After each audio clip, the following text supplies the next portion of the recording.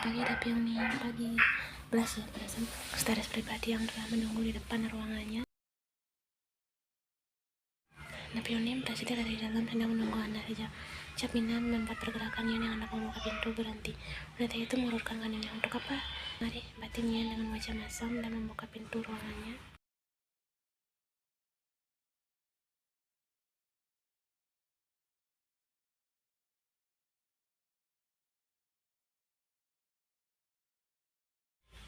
Yan tidak sia-sia yang membesarkanmu. Jika seperti ini, posisi ayah akan segera tergantikan olehmu.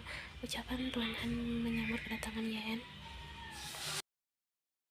Wanita itu memasang senyum palsunya menanggapi bercanda sindiran dari laki-laki yang duduk di sofa tersebut. Yan ikut duduk di hadapan lelaki itu. Kenapa datang ke ruanganku sepagi ini? Tanya Yan. Tuan Han tersenyum. Malam ini datanglah ke restoran kita akan makan malam bersama dengan keluarga Tuan Kim, ucap dia itu. Boleh aku tahu alasan kita mengadakan makan malam keluarga ini untuk apa? Tanya Yan.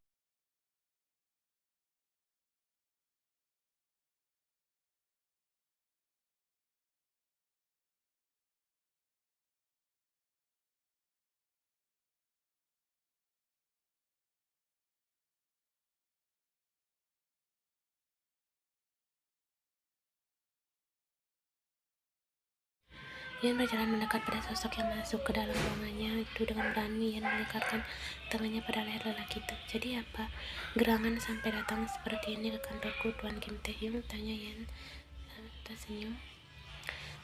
Taehyung melepas dengan kasar tangan Yan dan mengalung di lehernya. Pria itu kemudian berjalan melewati dan duduk di atas sofa yang Tuan Han tadi duduki. Anda yang ingin aku bicarakan denganmu, ucap pria itu. Yan berjalan menghampiri Taehyung dan sekali lagi wanita itu mencoba menguji kesabaran pria itu. Duduk di atas pangkuan Taehyung dengan posisi berhadapan, bahkan Yan dan sengaja sehingga terekspos dengan sempurna.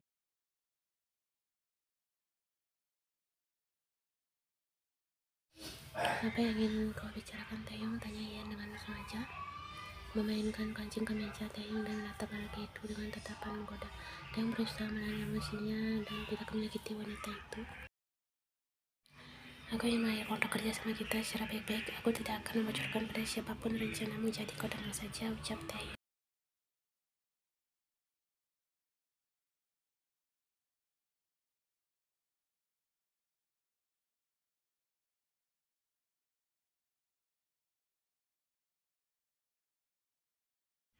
Di luar sana masih ada pengacara yang lebih hebat daripada aku, tapi tidak ada yang lebih tampan darimu, potong Yan.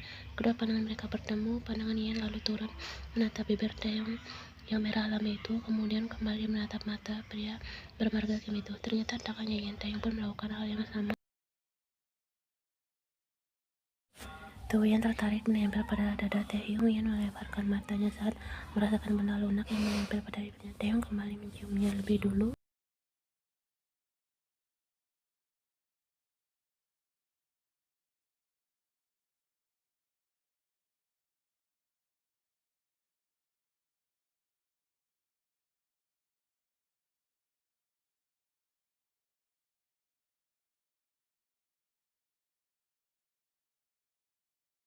Yan memeluk erat leher Taehyung, tengkuk dan rambut belakang pria itu dengan lembut. Dua orang yang boleh dikuasai itu semakin menuntut Yan ketika tangan Taehyung yang masih. Tangan Taehyung kemudian mulai dengan kemeja itu.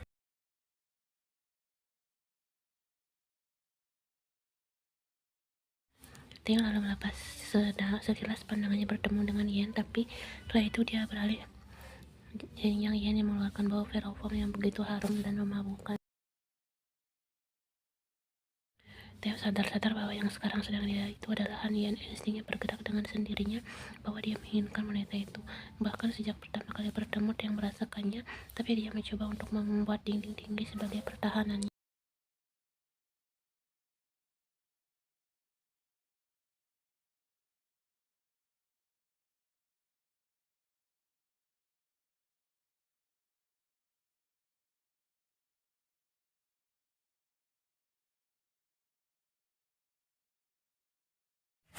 Suara itu keluar dari mulut Yan ketika Taehyung mulai napas hangat lelaki itu begitu memburu menerpa kulitnya.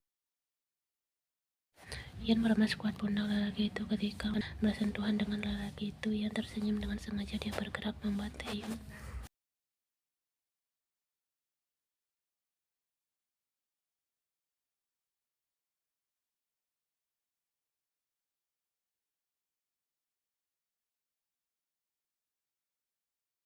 dengan Taeyong bergerak menaikkan Ian, tapi dengan cepat Ian menahan tangan lelaki itu. Pandangan keduanya kembali beradu. Ian segera berdiri dari pangkuan Taeyong dan kembali. Aku baru ingat jika harus menghadiri rapat jam 10 pagi untuk kerja sama kita. Ian menggelengkan kepalanya. Maaf, aku tidak bisa menghadirinya.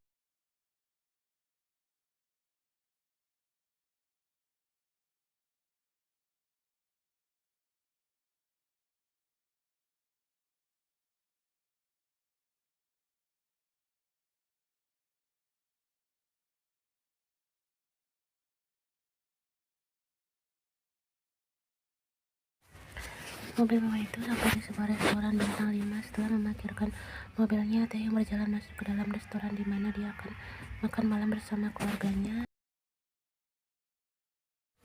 Langkah pria itu terhenti ketika tatapannya bertemu dengan Ian, membuatnya bertanya-tanya kenapa Ian dan Tuan Han bisa ada di sana duduk berhadapan dengan ayahnya. Taeyong segera berjalan mendekat. "Annyeonghaseyo," sapanya dengan sopan pada Tuan Han. Lelaki itu kemudian duduk di samping sang ayah berhadapan langsung dengan Ian. Tuan Kim tersenyum, "Karena kau sudah datang, dan ada hal penting yang ingin ayah katakan," ucapnya pada Taeyong, membuat pria itu menatap sang ayah dengan serius.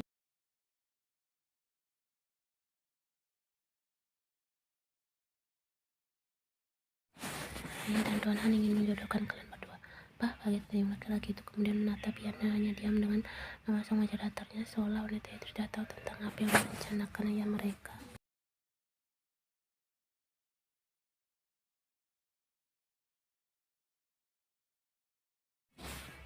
Saya pikir Ian adalah wanita yang baik. Dia juga cerdas dan memiliki pendidikan yang sangat bagus. Dia pantas bersanding denganmu, Taeyong, tanya Tuan Kim. Ian sudah setuju untuk menikah, jadi ayah hanya tinggal menunggu keputusanmu. Ayah berharap kau juga bisa menerimanya, sambung Tuan Kim.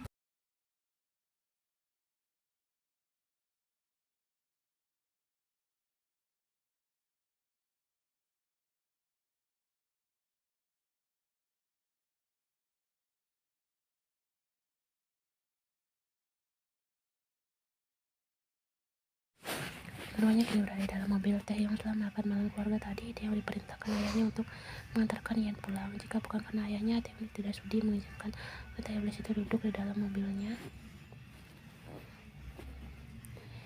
"Ya, aku bertanya padamu," umpat Taeyong memantau Ian yang hanya diam tidak menanggapi pertanyaannya tadi. Ian akhirnya membuka matanya. Dia menoleh ke kanan untuk menatap Taeyong lalu menegakkan tubuhnya. "Memangnya apa untungnya bagiku jika aku merencanakan perjodohan ini?" Ian balik bertanya.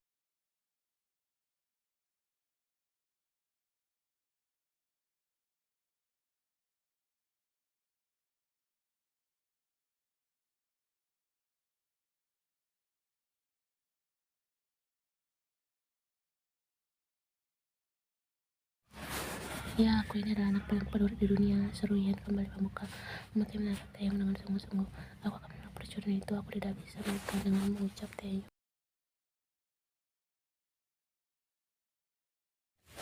"Kenapa?" tanya Ian. "Kau masih menanyakan alasannya?" "Oh," Ian mengaku mengerti. "Apa karena kekasihmu?"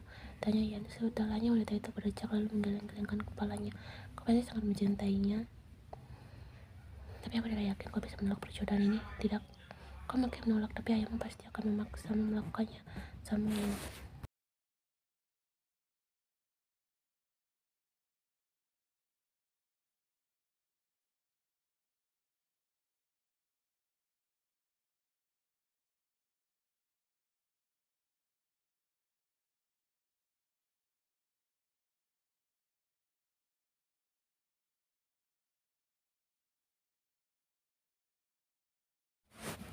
Taeyong mengepalkan tangannya dengan kuat. "Maksudmu, ayahku mengorbankan aku demi semua keuntungan itu?" Ian mengangkat bahunya. "Aku tidak tahu, tapi itu fakta yang aku ketahui." Kadang Taeyong mengarah lelaki itu dengan arah memegang setir mobil, bahkan kuku-kuku pria itu memutih. Dia benar-benar tak menyangka ayahnya yang begitu dia banggakan dan dia hormati melakukan semua ini padanya demi kekuasaan. Taeyong, orang yang kau lihat belum tentu dia peduli padamu, dan orang yang kau lihat belum buruk tanpa kau sadari bisa menjadi orang pertama yang akan menolongmu. Setelah mengatakan hal itu, Ian keluar dari mobil. Taeyong meninggalkan lelaki yang sedang memperdebatkan semua di dalam isi kepalanya. Ian tersenyum berjalan masuk ke dalam gedung apartemennya. Rasanya benar-benar bahagia bisa mempermainkan Kim Taehyung dengannya.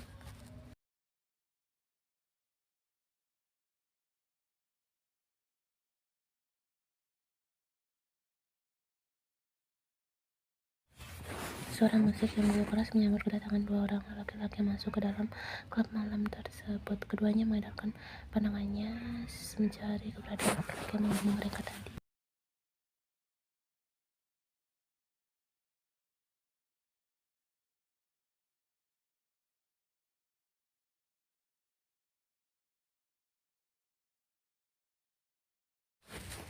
Kau sedang penuh cinta.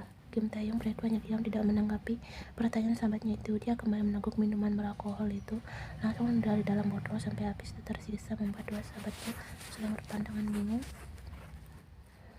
Kim Taeyong pria tuanya diam tidak menanggapi pertanyaan sahabatnya itu. Dia kembali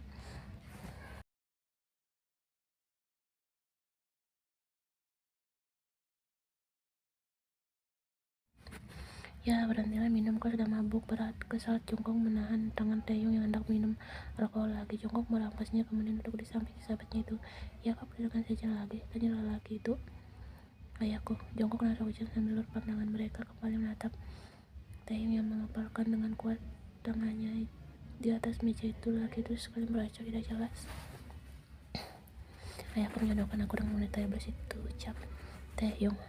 Hanya wanita itu, aku yakin dia yang merencanakan semua ini, sambung Taeyong.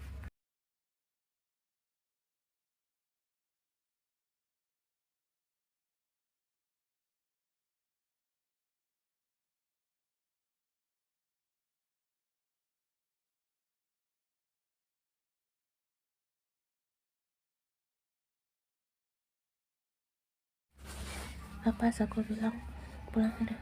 Laki waktu mendorong kedua sahabatnya sampai Jin teruduk di lantai. Oh pantatku, memang keadaannya seperti itu. Kau ingin masuk penjara karena mengemudi dalam keadaan mabuk. Kau udah peduli aku harus menemui wanita itu dan meracau Taeyong. Laki itu kembali mendorong Jungkook, kemudian berjalan dengan gontek keluar dari luar klub malam tersebut.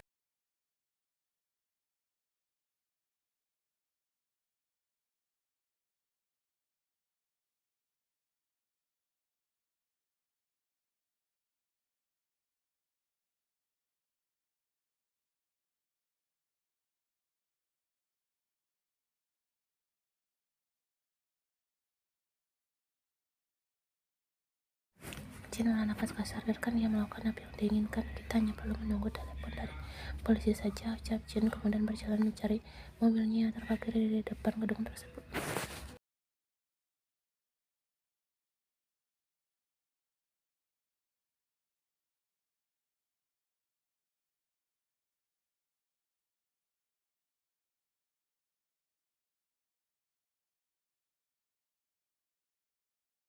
Manakala dia bebas melakukan apapun, ini rumahnya. Lagi pula hanya dia sendirian di dalam apartemen luas dan mewah tersebut. Langkah kakinya berhenti di ruang tengah ketika bel apartemennya berbunyi. Dengan santainya wanita itu berjalan menuju pintu utama, lalu mengecek pada layar monitor yang ada di dinding untuk melihat siapa orang usil yang mengganggunya di tengah malam seperti ini.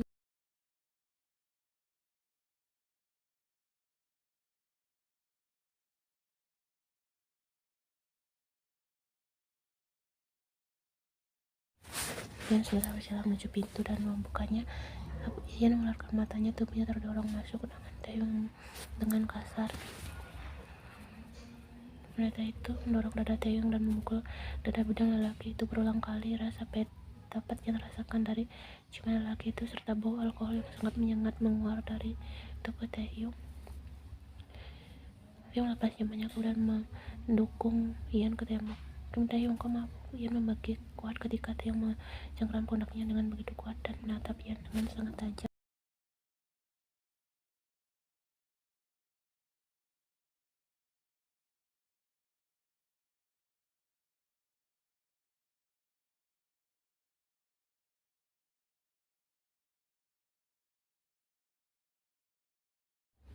Laki-laki itu segera meloloskan masuk ke dalam Yan. Dia mengabsen satu persatu, bahkan keluarnya sampai meleleh. Dia melepaskan tersebut. Laki-laki itu kini berpindah. Yan terbuka karena wanita itu hanya mengenakan. Laki itu benar-benar dikuasai emosi serta yang menimbulkan banyak bekas di sana. Kim Taeyong mabuk, bentak Yan mencoba mendorong dada Taeyong lepas. Yan akhirnya ketika tangan telah tersingkir.